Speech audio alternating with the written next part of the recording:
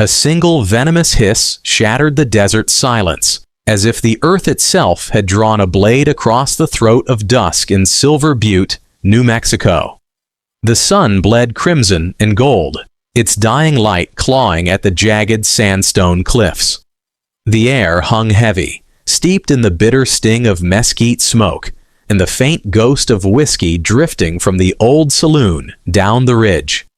Ezekiel Boone knelt on the sagging porch of his weathered cabin, his calloused fingers brushing dust from a small wooden horse, a relic of a child's joy, abandoned near the steps. A wind-worn sign swinging by a single nail above him read, "Boone's Supply and Saddlery," though the store had been shut for years. His broad shoulders blocked the fading glow, casting a shadow that seemed to anchor him to the parched earth. Then it came, a dry, electric rattle, sharp as a gunshot in the stillness. Boone's head snapped toward the darkness beneath the porch, but he was too slow. A rattlesnake, coiled like a curse from an old Apache tale, struck with lethal grace, its fangs punching deep into the sinew of his wrist. Pain roared through him, hot and vicious. Not now. Lord, not with the little ones inside, he thought, teeth clenched as the wooden horse slipped from his grasp, tumbling into the dust with a hollow thud. Through the open cabin window came the fragile wail of a baby and the soft whimper of a toddler. Sounds so tender they seemed almost cruel against the venom burning toward his heart. Boone staggered, clutching his wrist, gripping the railing as his knees trembled. The porch boards groaned under his weight. His gaze locked on the horizon, where the desert swallowed the last embers of daylight, daring him to look away. He collapsed hard, the sun's final fire spilling across his face. His pulse hammered, each beat a countdown. The wind shifted, and in it came a new rhythm, faint at first, then steady, relentless. Hoofbeats. They struck the hard earth like a war drum, echoing off the canyon walls. Somewhere beyond the shimmering heat, a rider was coming. Boone's vision blurred, but a dark shape emerged, not alone, but with a second, smaller shadow riding close behind. Salvation, or something far worse. July 17, 1878, late afternoon. The day was still holding on to its heat like a miser clutching gold, the air shimmering over the Ochre Flats just east of Fort Stanton. From the edge of the horizon, where the desert blurs into the low, ragged hills, a single rider broke the stillness.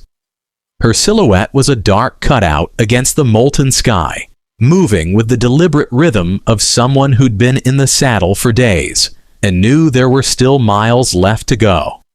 The wind shifted again, carrying with it the scent of juniper and the faint metallic tang of a coming storm. A storm that would never reach this side of the plains. The land here was stubborn that way. It gave nothing without a fight. Ezekiel Boone didn't notice any of it. He was slumped on his porch, his boots heavy against the boards, his hat tipped sideways from the fall. His breathing had gone shallow, each inhale a labor, each exhale a quiet surrender. The sun painted the fine sweat on his brow into beads of molten copper. His hand, the one that had been bitten, trembled violently as the venom crawled higher up his arm. From far off, the hoofbeats grew clearer, a slow, measured drumming over dry earth.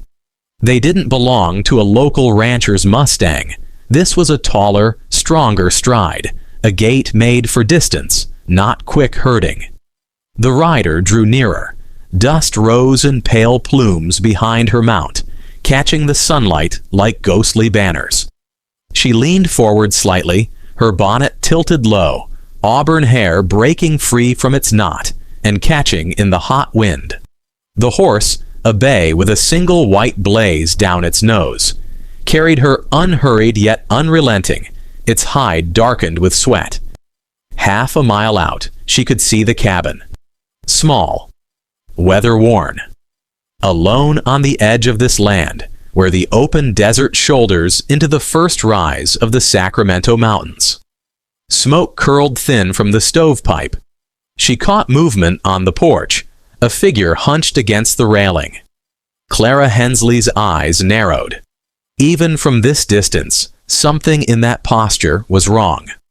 She'd been riding for hours since leaving Lincoln earlier that morning, the town still restless from whispers of old Lincoln County war grudges. She'd heard enough campfire stories to know when silence felt unnatural. Her father's voice rose in her memory. A still prairie is either God's blessing or his warning, Clara. Know the difference before you dismount.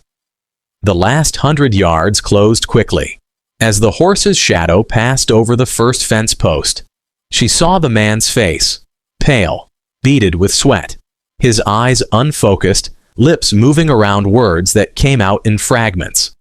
She swung down from the saddle before the horse had fully stopped, boots hitting the packed dirt with a muted thud.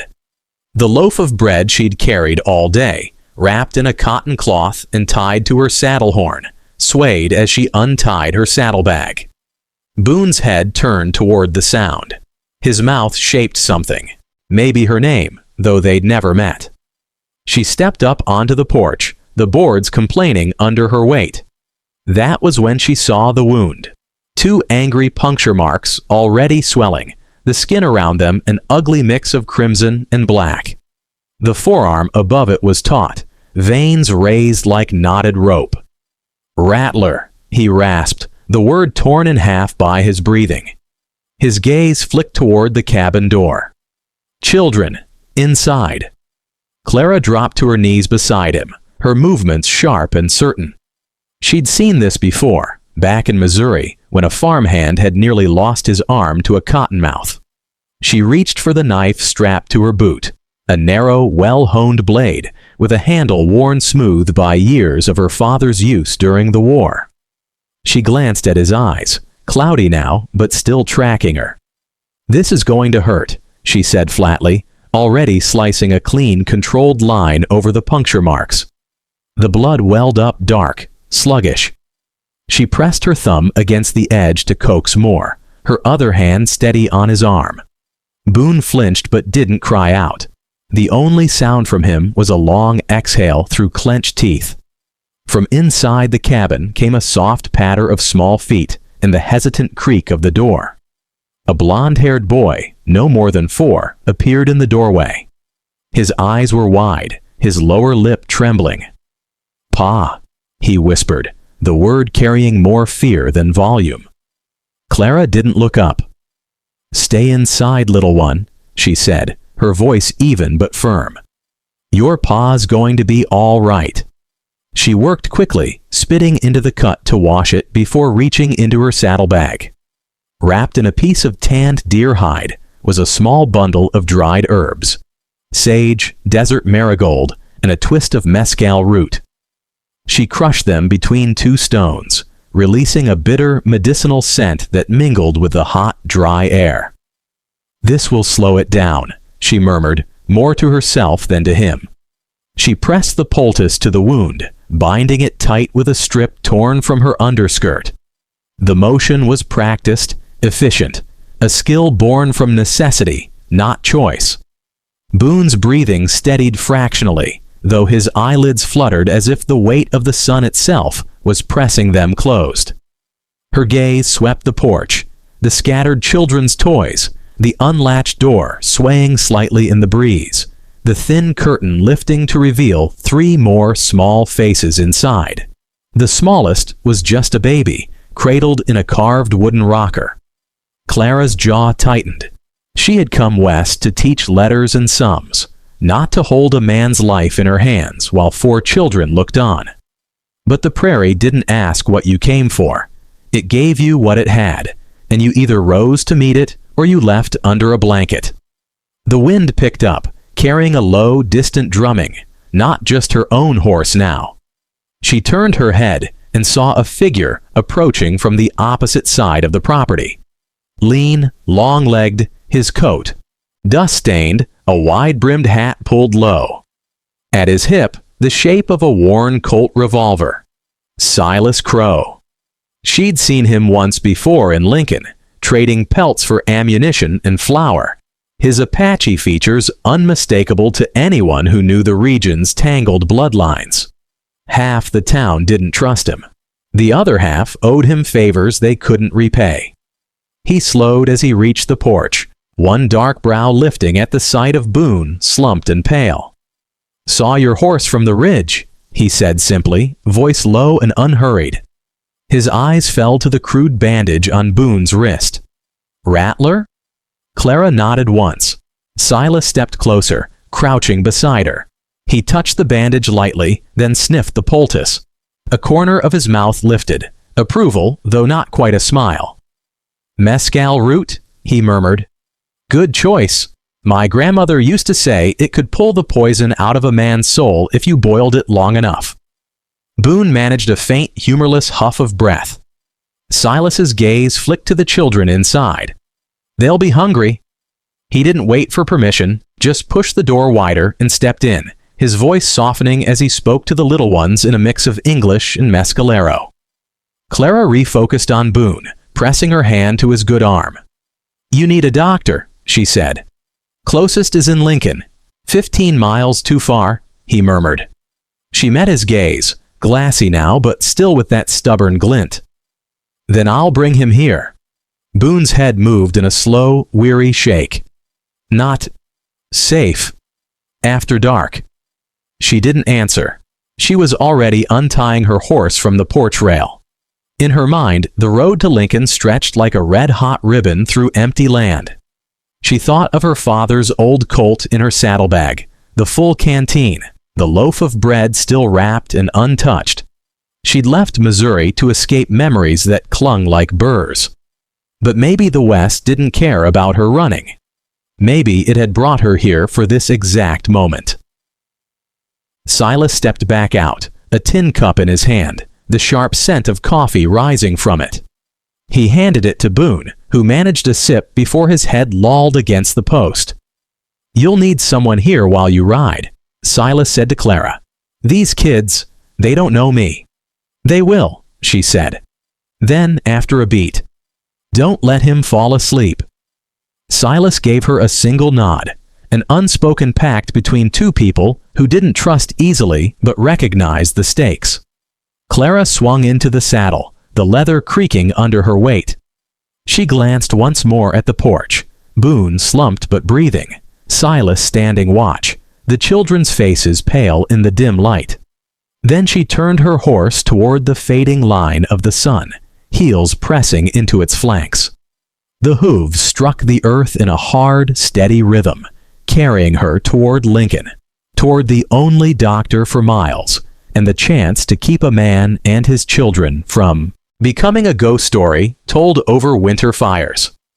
Behind her, the desert swallowed the sound of her departure, leaving only the wind and the low murmur of Silas Crow's voice as he spoke to the frightened children, in words they only half understood. The last finger of sunlight was gone by the time Clara reached the bend, where the land dropped toward the dry bed of the Rio Bonito. Shadows had stretched long and thin, spilling across the flats like the dark veins in old marble. The air cooled fast out here, the kind of sudden chill that made the sweat on your back feel like ice. Her bay mare's breath came in quick, moist puffs, the sound loud in the settling hush.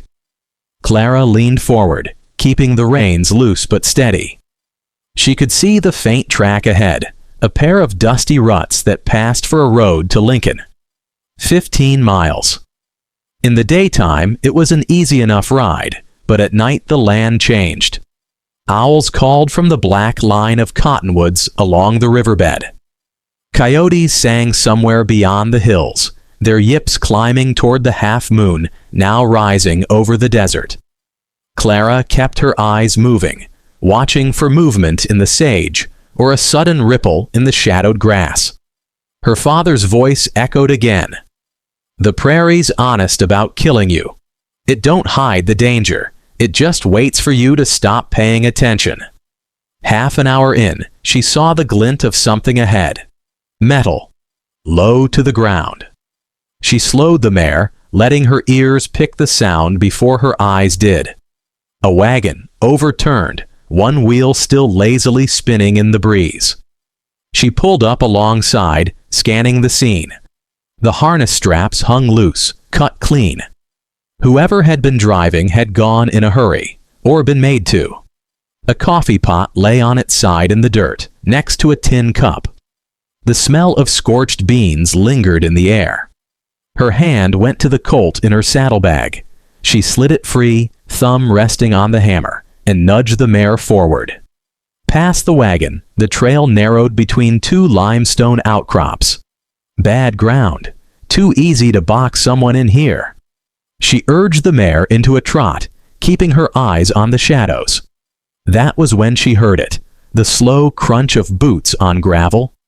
A figure stepped out from behind the rock, tall and raw-boned, a rifle cradled in the crook of one arm. His hat was pulled low, hiding his eyes, but his grin showed white in the moonlight. "Evenin', miss," he drawled. "Out for a midnight stroll?" Clara kept the colt low but ready.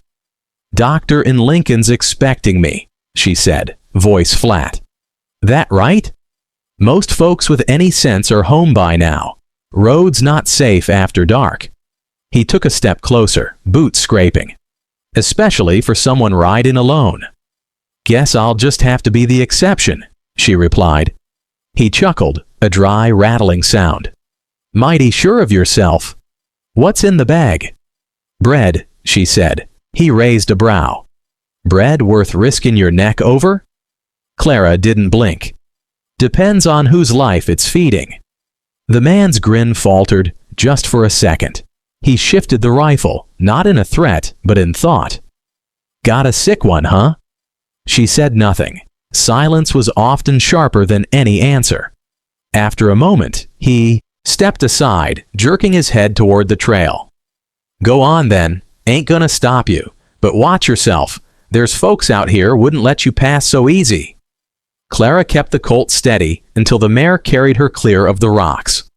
She didn't look back, but she listened until the sound of his boots faded. By the time Lincoln's lantern lights winked into view, her thighs ached and her eyes burned from straining against the dark.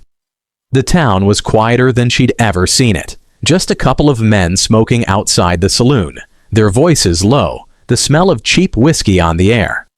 She tied the mare in front of the doctor's office, a narrow building with peeling paint and a crooked sign. Doctor. Gideon Trask, physician and surgeon. She knocked once, firm, no answer. She knocked again, harder. This time the door opened a crack, and a man's voice said, "Office is closed. Come back in the morning." "Ezekiel Boone's been snake bit," Clara said. "It's been over an hour. He's got 4 children under 6. You can come now, or you can come later to measure him for a coffin." The door opened fully. Dr. Trask was in his shirt sleeves, suspenders hanging loose, eyes bleary but sharp. "How bad?" "Puncture high on the wrist, swelling. He's conscious but slipping." Trask swore under his breath. 15 miles? "Closer to 14, if we cut across Dead Horse Flats." The doctor grimaced. "That trail's hell in the dark." She stepped closer, meeting his gaze. "So's watching 4 children lose their father." Something in her tone must have hit its mark, because he turned without another word, gathering his bag. He grabbed a lantern from the hook, its light catching the steel in his hair and the deep lines carved into his face from years of wind and worry. As he stepped out, she caught him glancing at her holstered Colt. "You know how to use that?" he asked. "Well enough to still be here," she said. "Good. Then you ride ahead. Keep your eyes open. I'll follow." They left Lincoln with the moon high and the stars sharp as needles. The desert was silvered now, the sand cool under the horses' hooves. For the first few miles, they spoke little. The land had a way of swallowing words, and both of them knew the silence was better used for listening. At Dead Horse Flats, the ground opened wide, flat as a dry lake, the trail vanishing into the silver-blue distance. It was the kind of place where sound traveled too far, and shadows didn't always belong to what made them. Halfway across, Trask's horse snorted, ears flicking. Clara's hand went to her gun before she even turned her head. From the far side of the flats came a low, rhythmic thump. Hoofbeats again, but more than one set. 3 riders emerged from the shadow line, their horses moving at an easy lope. Clara slowed, letting the doctor's mount draw up alongside. "Friends of yours?" she asked. He gave her a sidelong look. If they were friends, they'd have called out by now. The riders fanned slightly, not close enough to crowd, but close enough to remind her that the trail was theirs to block. The one in the middle called out, "Evening, folks. Late for a social call?"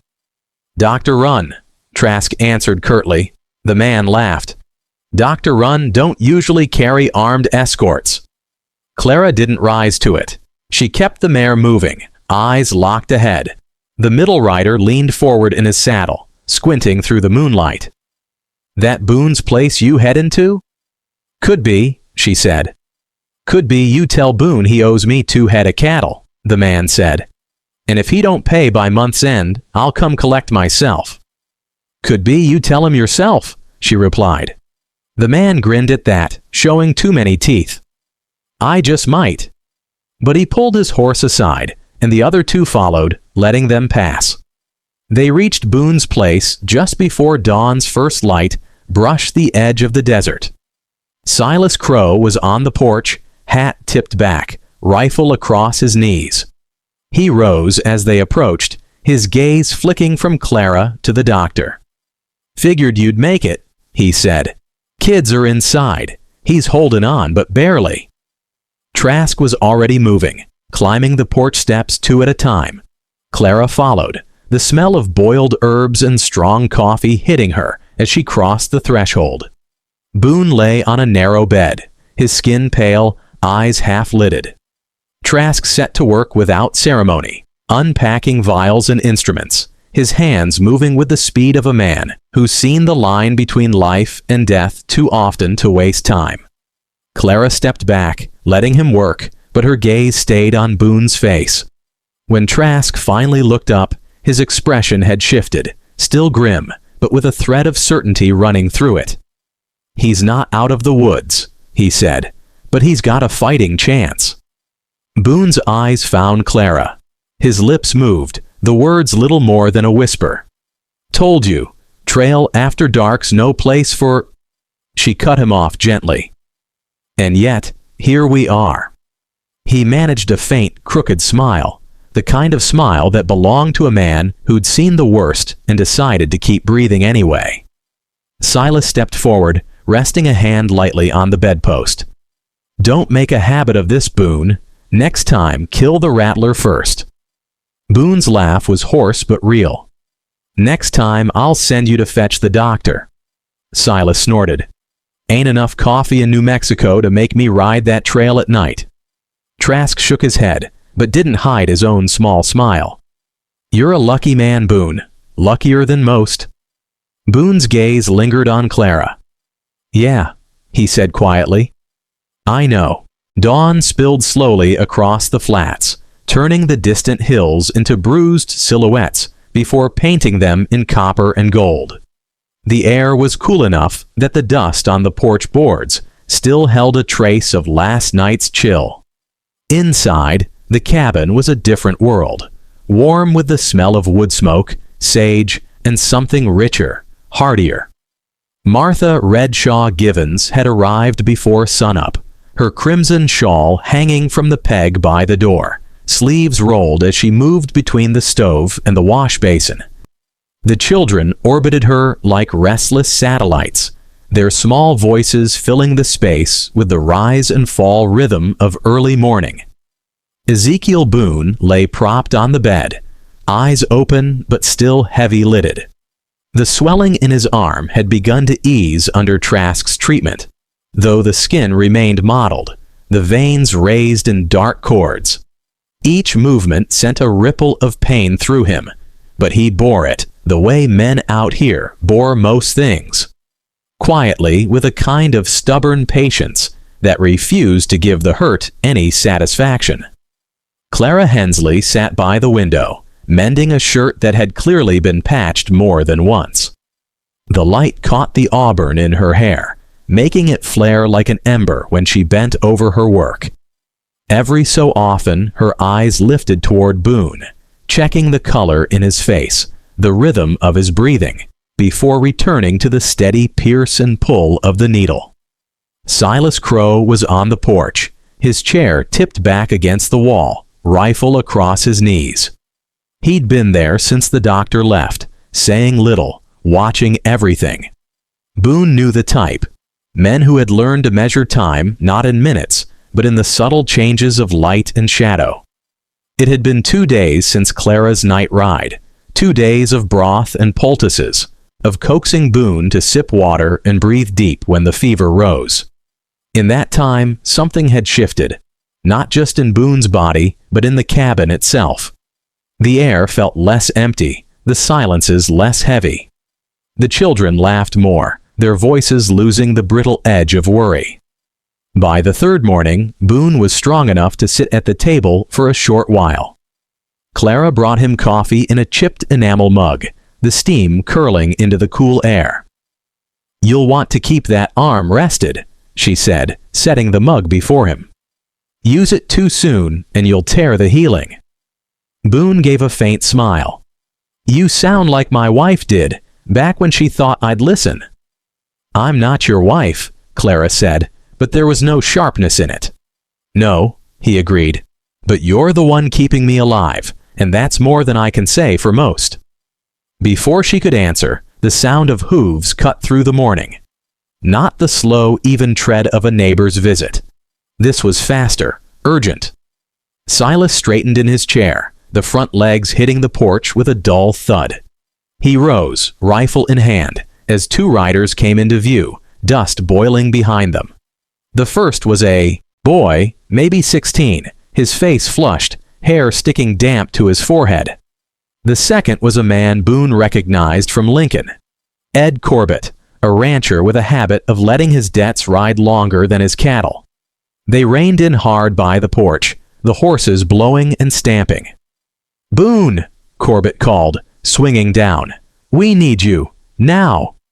Boone started to rise, but the pain in his arm reminded him how foolish that would be. "I'm in no shape for work, Ed." "This ain't work," Corbett said, eyes darting toward Clara and then Silas. "It's trouble, real trouble. We found a body out by the old stage road, gutted like a deer. Looks to be one of the Mescalero." Silas's eyes narrowed. "Whose land?" "Yours," Corbett said flatly. The words hit heavier than Boone expected. Dead men were bad enough, but dead men on the wrong patch of dirt could set fires that burned through whole counties. Clara looked from one man to the other. "You think it's a killing?" Corbett spat into the dust. "Ain't no thinking about it. Whoever did it meant for the body to be found, and meant for it to point the wrong way." His eyes went to Silas. "Mescalero'll want blood for blood. They'll come looking. Might not care if they get the right man." Boone pushed back from the table, ignoring the twinge in his arm. "If it's on my land, it's my problem." "It's all our problem," Silas said, his voice low, the weight of experience behind it. "Mescalero don't forget, and they sure as hell don't forgive without a price." Boone glanced toward the children, who had gone still, sensing the shift in the room. "Then we keep them away from here," he said. Clara stood, setting the mending aside. "And where exactly do you expect me to take 4 children while you go chasing killers?" Boone looked at her, really looked at her, and saw not just the woman who'd saved his life, but the steel beneath. "Somewhere they'll be safe," he said. Silas leaned the rifle against the wall. "Safe don't exist right now. Best we can do is keep the fire from spreading." Corbett shifted, uneasy. "You coming or not, Boone? The body won't wait forever, and the buzzards are already circling." Boone hesitated, then shook his head. "Not until I can use this arm." Silas stepped forward. "Then I'll go." Better they see me there first than find out on their own and think we're hiding something." Corbett didn't look thrilled, but he nodded. "Fine. But you'd better bring something back I can tell the sheriff, or this whole valley's gonna boil over." They left in a cloud of dust, the boy riding close behind Corbett. That evening the wind came up, rattling the shutters and carrying the smell of rain that would never fall. Boone sat on the porch, the coffee cooling in his hand, while Clara read to the children inside.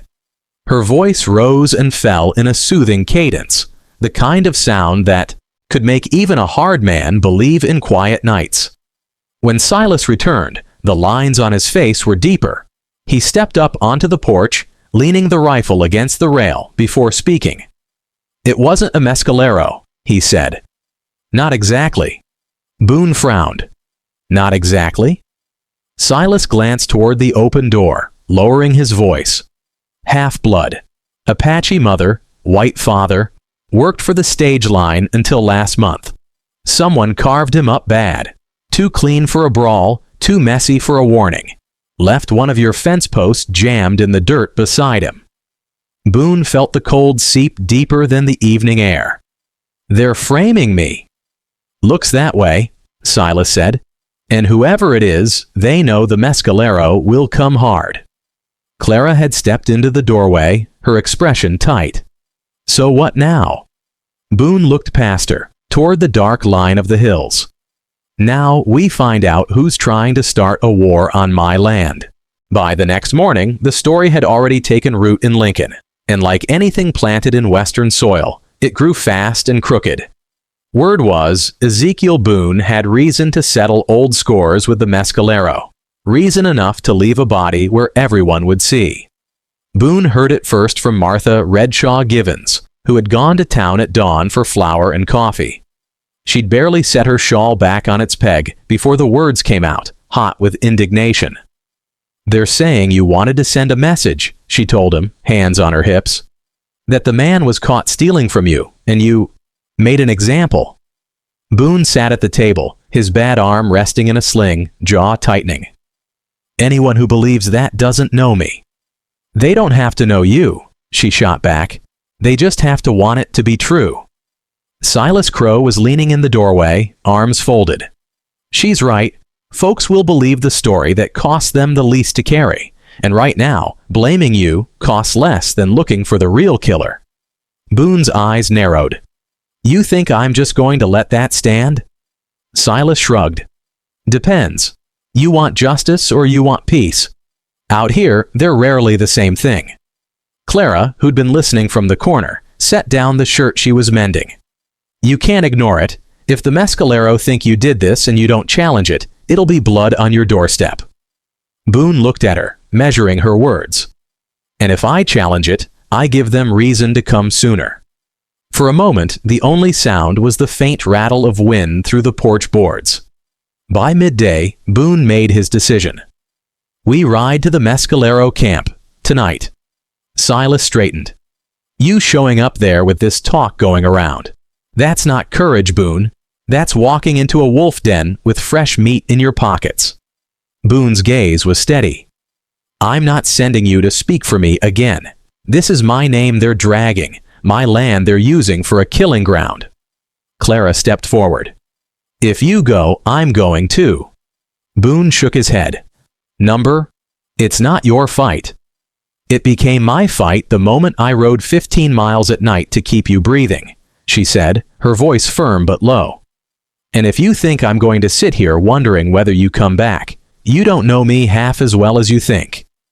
Silas gave a short laugh without humor. "You two are about to turn this into a sermon for trouble." They left just before sunset, the bay mare carrying Clara, Boone on his dun gelding, Silas riding a paint that moved like water over the dry earth. The desert was copper and violet in the fading light, the air holding that fragile pause before night came down hard. The mescalero camp was set in a fold of land between low hills, cottonwoods marking the creek that ran, for now, with thin, cold water. Smoke curled from several lodge fires, the scent of mesquite mixing with roasting venison. As they rode in, eyes turned. Boone felt the weight of them, not openly hostile yet, but sharp, assessing. An elder stepped forward, his hair silver against the deep brown of his skin, his frame still straight despite the years. Silas spoke first, in Mescalero, the words flowing low and steady. The elder listened, his gaze never leaving Boone. When Silas finished, the old man spoke in English. "They say you left a man dead on your land," the elder said. "We want to hear you say it is not so." Boone met his eyes. "It is not so." The elder studied him for a long moment, then nodded toward the fire. "Sit, eat, then we will speak of what comes next." They ate in the half-light, thick strips of venison charred at the edges, fry bread blistered and hot. Boone ate little. Clara, sitting beside him, noticed the tension in his shoulders, the way his gaze kept sweeping the camp. When the meal was done, the elder gestured to a younger man, tall, broad-shouldered, his eyes hard. "This is Chano," the elder said. The dead man was his brother. Chano stepped forward, every inch of him radiating controlled fury. "My brother's blood calls for an answer, if not from you, then from the one who took his life." Boone stood slowly.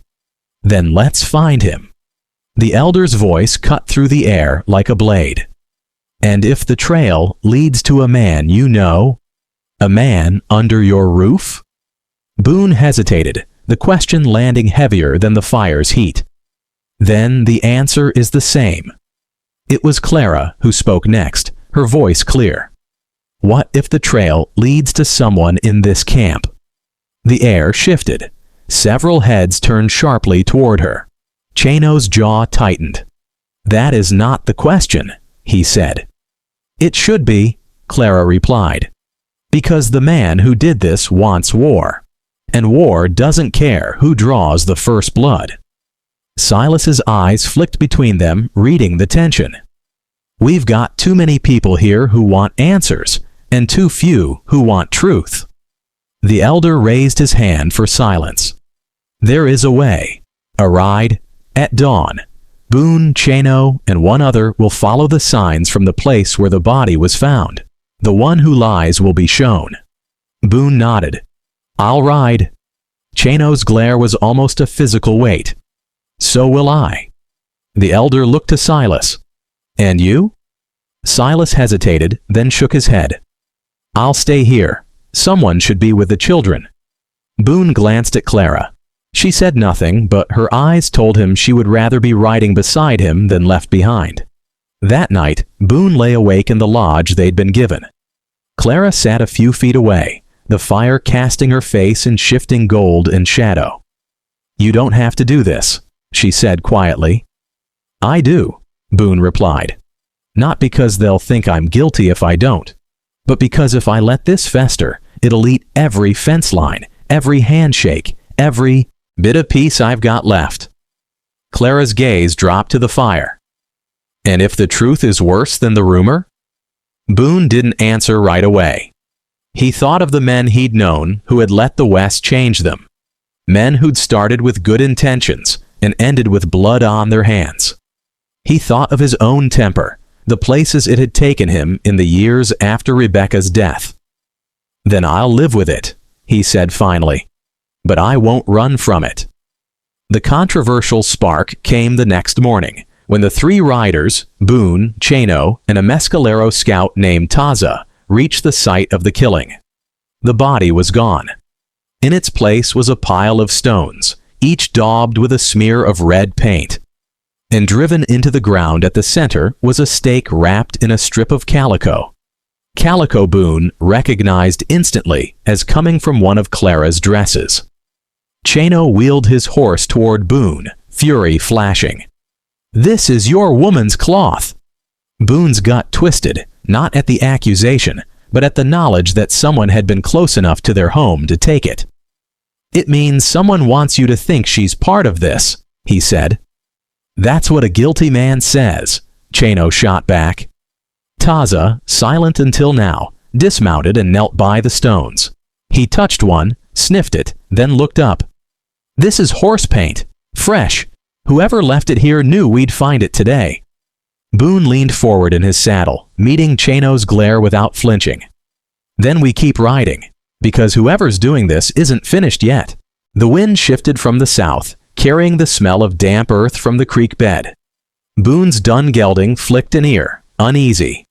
The trail beyond the stone cairn narrowed into a ribbon between low ridges, the kind of place that magnified every sound. Taza rode ahead, the sun flashing on the eagle feather tied into his braid. Chano kept to Boone's left, close enough that Boone could feel the heat radiating off the other man's anger. They followed the faint scuff of boots in the dust, the broken stems of rabbit brush marking where someone had passed. Here and there, small spirals of ash lay on the ground, remains of burned sage bundles. Boone recognized them from visits to the Mescalero camp, used in cleansing rituals to keep away restless spirits. But out here, they were something else, a sign left for those who knew how to read them. In the time before fences, the people read the land as a man reads the palm of his hand. A bent blade of grass was a word, a trail of smoke a sentence. But when the white man came, they learned to make their words look like nothing at all, so only the right eyes could find them. That day, Boone rode with two who could read such signs. And the signs spoke of a path that did not wish to be found. Back at Boone's homestead, Clara stood in the doorway, arms crossed against the sharp edge of the morning. The children played inside under Martha Redshaw Givens's watchful eye, but Clara's mind was on the strip of calico found at the cairn. She went to the trunk at the foot of the bed and opened it. Dresses folded neat, her few possessions arranged like a map of the life she'd carried west. One dress, the blue calico, was missing. Her stomach tightened. Someone had been here, close enough to walk these floors, to open this trunk while she was in the next room or tending the garden. Close enough to hear the children's voices. She closed the trunk gently, then crossed to the shelf where Boone kept his spare cartridges. She checked the Colt at her hip, loaded and ready. The trail bent north toward the foothills, and the tracks they'd been following split. One set veering toward the creek, the other climbing into the rocks. Taza dismounted, crouched low, and touched his fingers to the dust. He murmured something in Mescalero, then glanced up at Boone. One man went to water, the other waits above. Chano spat into the dirt. Ambush! Boone's hand tightened on the reins. Or he's laying false tracks to pull us apart. Taza shook his head. This man is not clever that way. He leaves his scent on the wind, angry, careless. They took the upper trail, weaving between boulders worn smooth by centuries of wind. Halfway up, Taza raised a hand. On the ridge above, a small bundle of sticks and feathers was tied to a juniper branch, a tziadi, a warning charm. Boone had seen them before. For the Mescalero, it meant unclean ground, a place where violence had been done and where more might follow if one entered without offering. Taza dismounted again, untying the charm. He whispered into it, then placed it at the base of the tree. From a pouch at his belt, he drew a small amount of cornmeal and scattered it into the wind. Chano watched, arms crossed. We're wasting time. Taza's eyes were calm but unyielding. Better to waste time than life. The people do not rush past the signs. A man who does so may find his shadow walking without him before the sun sets. Boone did not rush that day, though the fire in Chano's eyes burned hotter than the summer stones. At the ridge's crest, they found a man crouched near a small fire, his back to them. Boone's pulse quickened, not at the sight of him, but at the coat he wore. It was Boone's old trail coat, the left sleeve torn where a mesquite branch had caught it last spring. The man turned at the sound of hoofbeats. His face was narrow, eyes quick and nervous. Boone recognized him instantly, Jeb Harrow, a drifter who'd worked short stints on ranches up and down the valley, always leaving under a cloud. Chano's hand went to the knife at his belt. That's the man. Jeb's gaze flicked between them, landing on Boone. Now, hold on. Where'd you get that coat? Boone cut in. Jeb licked his lips. Found it. Out near your line shack, week past. Boone's voice was low, steady. And the calico dress? Jeb hesitated just long enough to answer the question without words. Chano stepped forward, knife glinting. He shamed my brother's body with false signs. His blood should feed the dust here. Boone moved between them. Not here. Not like this. Chano's voice was sharp. You would protect him. Boone's jaw tightened. I would see him answer in front of both our people. If you kill him here, you give whoever planned this the ending they want, mescalero and settlers at each other's throats. This is the part where the young bloods wanted the knife to speak. But Boone held them back. Some said it was weakness. Others said it was the only strong thing he could have done.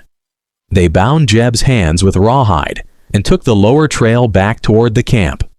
The man talked too much at first, swearing he hadn't killed anyone, swearing he'd just been paid to leave the coat and cloth.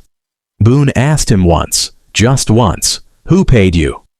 Jeb kept his eyes on the dust and said nothing more. By the time they reached the mescalero camp, the sun was low, shadows stretching long across the lodges. The people gathered as they rode in, the air thick with expectation. The elder listened as Taza recounted what they'd found, his voice steady, free of embellishment. When he finished, the elder looked at Jeb. You carried false signs into our land. You left our dead like carrion for the crows. Why? Jeb swallowed, eyes darting. Wasn't my idea. Just needed the money. From who? Boone asked again. Jeb shook his head. You wouldn't believe me. Chano stepped closer, fury like a heat shimmer in the air. Try us. Jeb hesitated, then spoke a name Boone hadn't expected, a name that landed like a hammer between all of them. It was a rancher Boone had once called a friend. The wind carried the name across the camp, and the people heard it. Some believed it, some did not. But all knew the fire had found new ground to burn. The mescalero camp felt tighter after the name was spoken, as though every lodge pole had shifted a little closer, every gaze a little sharper. Boone could feel the air change.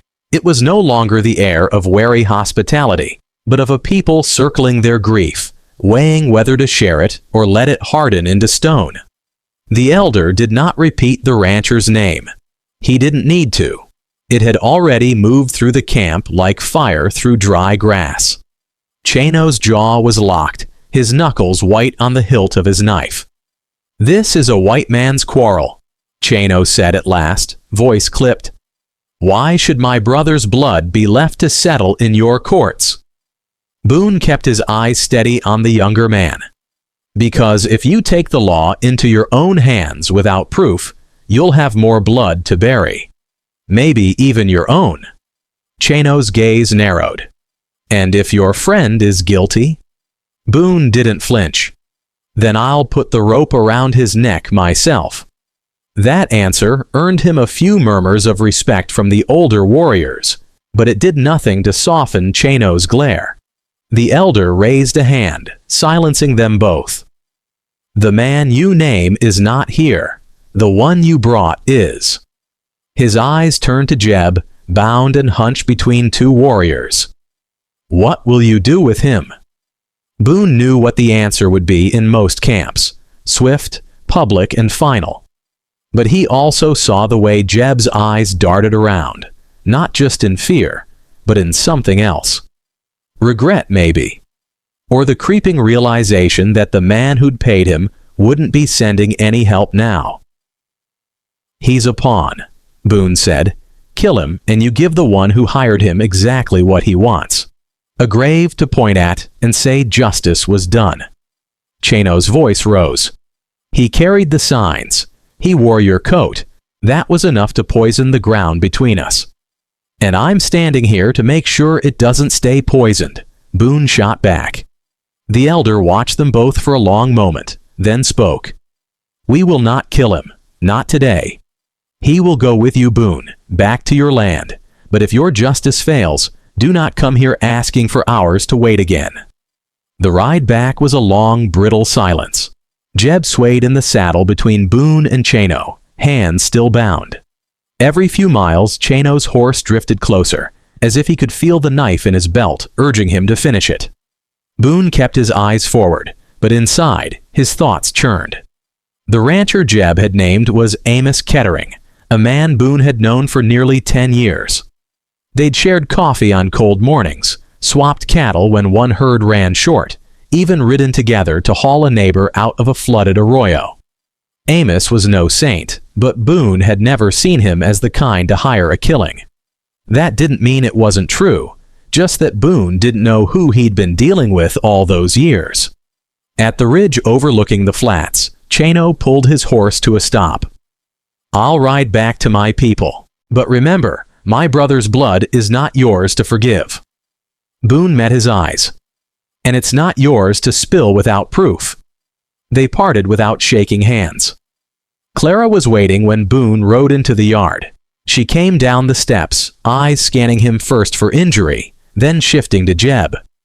"You brought him here?" she asked, disbelief sharpening her voice. Boone swung down from the saddle. "He's the one who planted the coat and the calico. And you think keeping him here is safe? For the children? He's not here as a guest. He's here until I can get him in front of the sheriff." Her gaze flicked to Jeb, then back to Boone. "And if the sheriff decides to let him walk?" Boone didn't answer, not because he didn't know, but because the answer wasn't something he wanted the children to hear. Silas came from the barn, wiping his hands on a rag. "You're dragging a storm cloud behind you, Boone. If the mescalero don't come for him, someone else will, maybe Kettering himself." Boone looked at Jeb. "Then he'd better start talking before that happens." Jeb shifted in the saddle. "I already told you who paid me." "You told me a name," Boone said. "Now tell me why." They put him in the small storage shed, hands still bound, the door barred from the outside. Boone stayed out there for the first hour, leaning against the wall, letting the silence do its work. Jeb broke first. "He said the mescalero were moving against the ranchers," Jeb muttered through the wood. "Said he had proof. Needed to light a fire before they could strike." Boone's jaw tightened. "And you didn't think to ask what kind of proof?" "I didn't care," Jeb admitted. "Money's money." "You know what almost happened because of you?" Boone asked, his voice low, dangerous. Jeb didn't answer. That night, Boone sat on the porch while the children slept. Clara joined him, a shawl wrapped tight against the chill. "You're not sleeping," she said. "Neither are you." They sat in silence for a moment, listening to the wind in the cottonwoods. Finally, Clara spoke. "You want to believe Kettering isn't capable of this, but you also know he could be." Boone's eyes stayed on the dark horizon. "I've seen good men do worse for less." "And what will you do if it's true?" He looked at her then, and the answer came without hesitation. "I'll bring him in, same as I would anyone else." There was compassion in her eyes, but also steel. "Then you'd better be ready for what that makes you in this valley." The next morning brought the first real test. 2 riders came up from the south, both men Boone knew, both wearing the Kettering brand on their vests. They didn't dismount. "Morning, Boone," the older one called. "We hear you got a problem guest." Boone stood on the porch, one hand resting casually near his sidearm. "You hear a lot of things. Word is you're holding a thief," the man said. "Word is he belongs to us." "Funny," Boone replied. "Last I checked, thieves belong to the law." The younger rider smirked. "Law's a long way off. We can save you the trouble." Boone shook his head. "Not today." There was a long pause. Then the older man tipped his hat.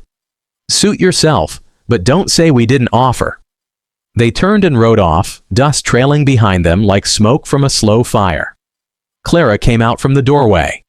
"They'll be back." Boone nodded. "That's what I'm counting on." That evening, Silas spoke what Boone had already been thinking. "You can't keep him here long. You're making yourself a target." Boone looked toward the shed. "Maybe I need to be one. If Kettering wants him bad enough, he'll come himself." Silas studied him. "That's baiting a trap you might not walk away from." Boone's voice was calm. "Then I'd better set it right." In the days that followed, the tension in the yard was a living thing. Compassion for the man in the shed warred with the knowledge of what he'd done. Clara brought him water, though she did it with a stiff jaw. Martha refused to go near the place. The children whispered about the man who wore Pa's coat, but kept their distance. Boone didn't excuse Jeb's choices, but he couldn't ignore the truth. Jeb wasn't the one who'd planned this. He was just the one desperate enough to take the coin. And Boone had seen desperation turn men into worse than this. Still, compassion didn't erase the need for justice. And justice, in these parts, was rarely clean. On the fourth day, a dust cloud appeared on the southern trail.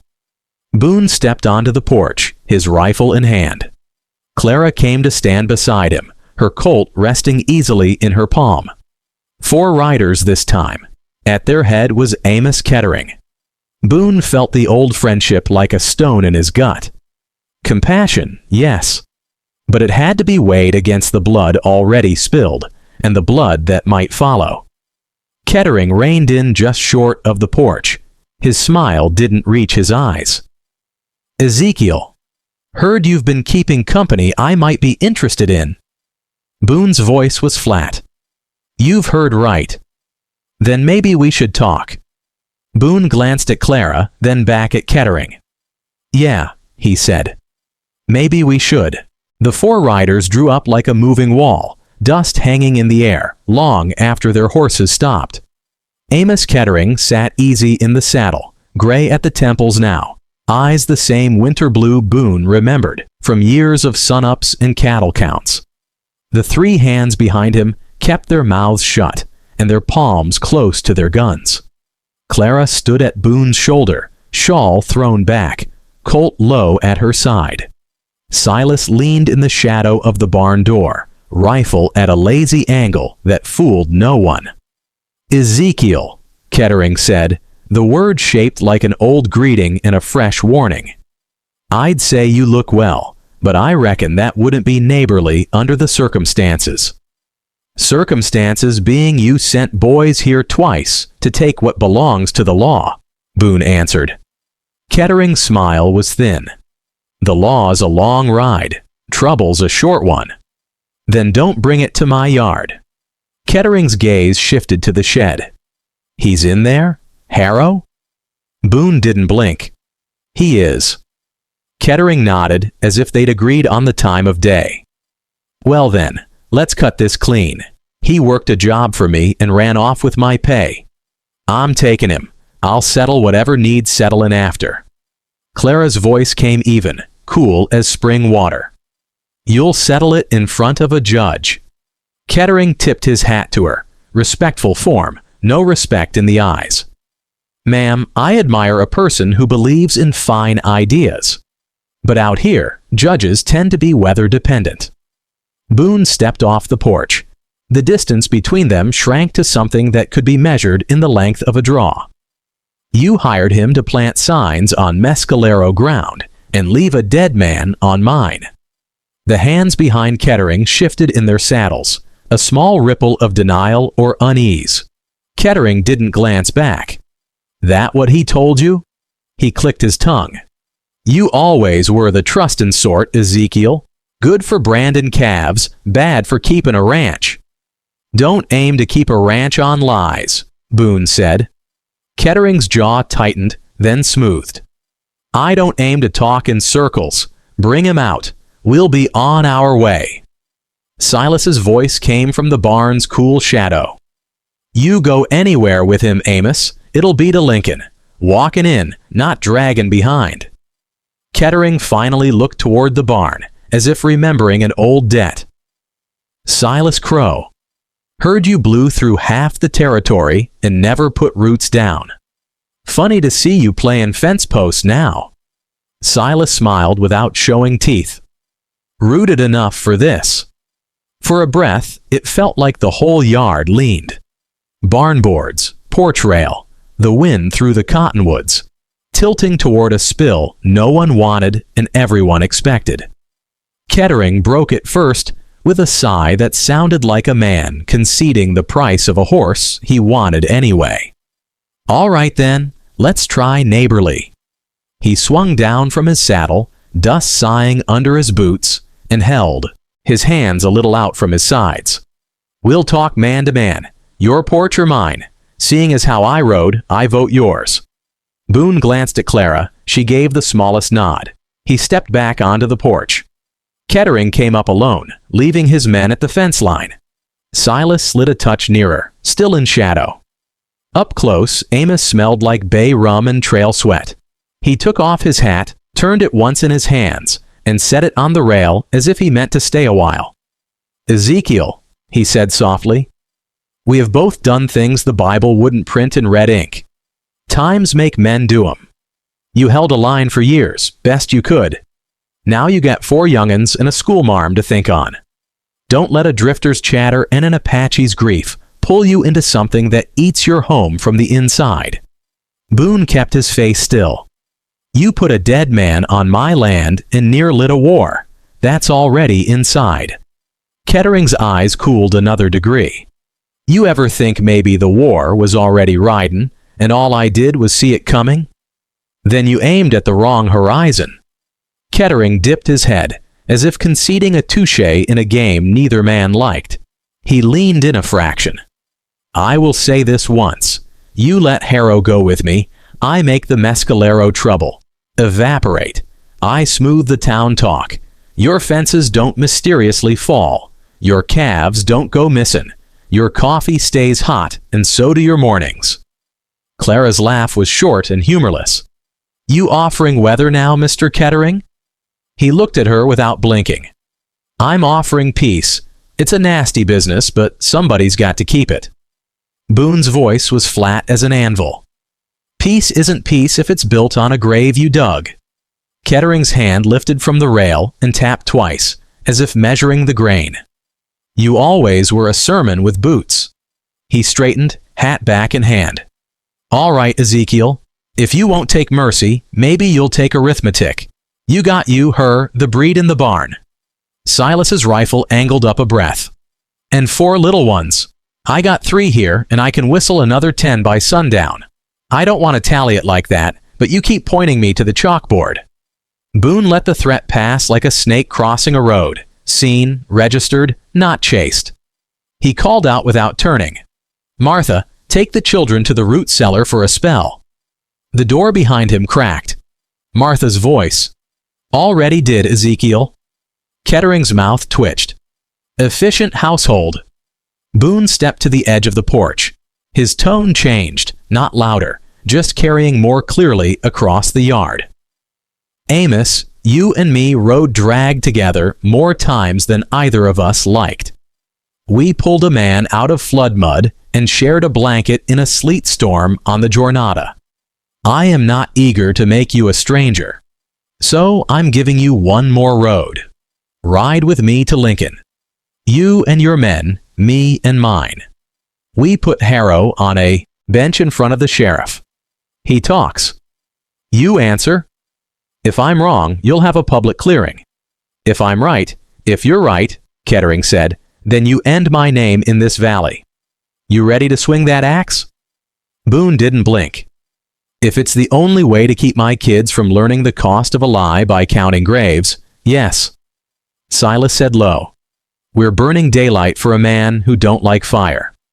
Kettering's men shifted again, and this time it wasn't nerves. The youngest, freckled, too new to know how to hide it, stole a look toward the shed. Boone followed the glance. The bar lay where he'd set it. The door was shut. The yard was quiet as a church with the bell cut. Kettering saw the glance and smiled with just his lips. You sure your arithmetic is right, Ezekiel? A sound came from the far side of the house, soft, like a mouse, but harder, like wood against wood. Clara moved first. She cut off the porch steps and vanished around the corner. Boone's blood went cold and hot all at once. "Clara!" Silas was already moving, slipping from shadow to sunlight without losing the rifle's line. Kettering didn't flinch, but his hands lowered closer to his belt, the next second stacked like poker chips. Clara's voice came sharp. "Ezekiel, back!" A door banged, boots scuffed, a hard breath, then a muffled curse from a throat that had learned to lie for a living. Jeb Harrow stumbled into view, hands still bound, a rusty file clenched between them. Clara's shawl hung from one shoulder like a banner pulled loose in a windstorm. She had him by the collar, Colt steady, eyes burning clean. "You picked the wrong house to try your luck," she said. Jeb's eyes went to Kettering over Boone's shoulder, then back to the ground. "I wasn't—" "Save it," she snapped. "We heard the file on the hinge from the kitchen." Kettering's hands lifted, empty palms to the morning. "Now there's an honest mistake if I ever saw one. Fella just got restless." Silas's voice came dry. "Restless men don't file bars off the back window." One of Kettering's hands, older, scar at the knuckle Boone remembered, twitched toward his belt. Clara didn't blink. The click of her Colt's hammer came soft and certain. "Don't," she said. "Please." The word wasn't weakness, it was a line she asked him not to trespass. Compassion offered like a cup of water to a man set on walking into the sun. For a breath, Kettering looked tired, really tired, like a man who'd stayed up too many nights counting debts that wouldn't settle. Then his eyes iced again. He dropped his hand. "Ezekiel," he said, voice low. "I may be everything you've decided I am, but I am not stupid. You got the mare with teeth." He glanced at Clara, and there was something like reluctant admiration there. "Tell you what, you keep the drifter. You walk him into Lincoln. I'll ride behind you an easy mile, just to make sure he doesn't fall off a rock and die of natural causes." Boone studied him. "Number you ride at my side. We make one long shadow." Kettering's smile came back, small and poisonous. "Or what?" Boone didn't answer with words. He stepped off the porch and crossed to the shed. He set his hand on the doorframe, then lifted his voice just enough to find the cottonwoods. "Chano," he called. "You've been there long enough. Come on out." Kettering's head snapped toward the trees. For a heartbeat, nothing moved. Then Chano stepped from the green shade, quiet as if he'd grown there, bow in hand, a single arrow nocked but low, not raised. Two younger mescalero ghosts came with him, faces calm, eyes watchful. Silas's smile finally showed a tooth. "Fence post enough for you, Amos?" Kettering's men swore under their breath.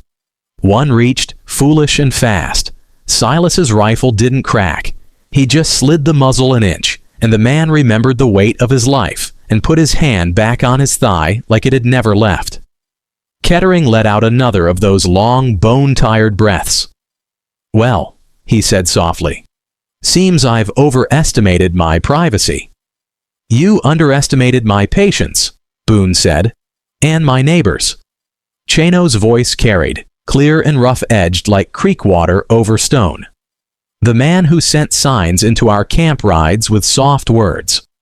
If he does not ride with you to the law, we take him to a different law." Kettering studied Chano, and for a second there was something like respect in the winter blue. "You speak English clean." "I've had to listen to it often," Chano answered. Kettering weighed, measured, cut. He looked back at Boone. "You win today." Boone shook his head once. "Nobody wins today." They saddled with few words. Martha saw to the children, faces pressed to the root cellar crack as if watching the first snow of a year that might not come.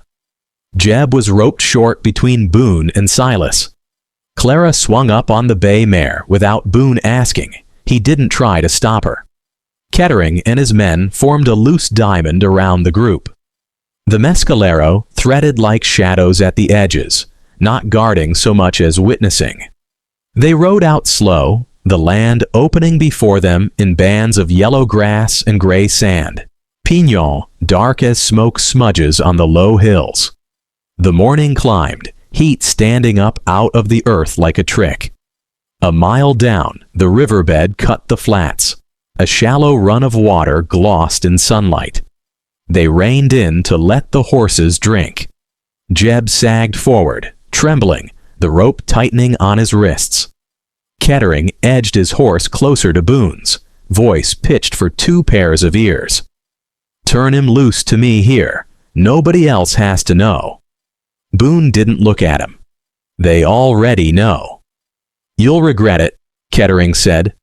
No anger in it. It sounded like weather again. "Likely," Boone said. "But I'll know which thing I'm regretting." Kettering's jaw worked. "You don't get to be a righteous man and a safe man both." Boone let the truth of that settle like dust. "I gave up safe the day I buried Rebecca," he said.